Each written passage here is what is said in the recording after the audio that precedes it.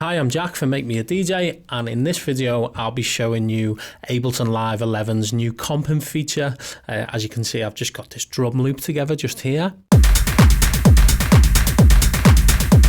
So what we're going to do is we're going to use this MIDI channel just here. We're going to drop an instance of wavetable onto this, maybe add this basic rave lead will do. We'll drop that down and that sounds a little bit like this. What we want to do is we want to use the ML185 sequencer from Max for Live to trigger this. As you can hear, it's being triggered on 16th notes. We want to randomize these notes using the sequencer.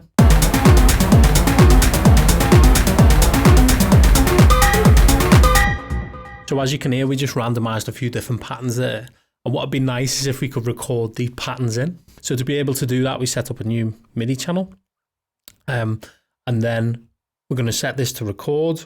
We're going to set our MIDI from, which needs to come from our basic rave lead. So we just select that in the list. And then we select that to in. So if you go to the arrangement window and we just hit record and we randomize a few times, we'll see what different patterns we can get. We can record those in.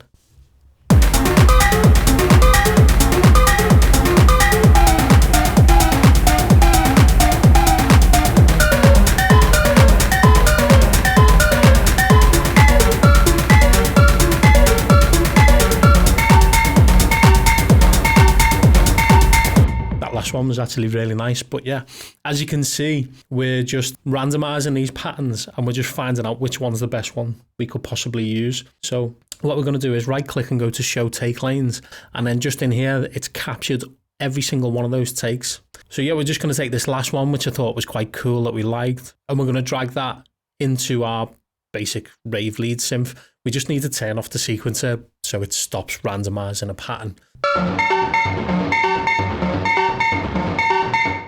So we drop that take in there now and it sounds good.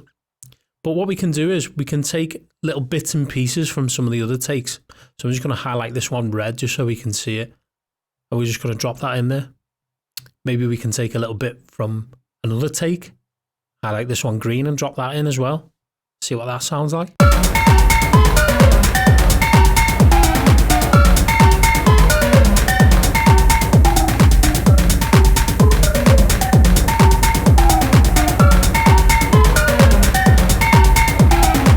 So you can really hear the power of this now. We can use this to create something completely new and random. And using these takes to piece together other ones is a great way of getting something new going. You can use this for keyboard takes while you're playing the keyboard, maybe vocals as well. And it's probably one of the most handy additions to Ableton Live 11.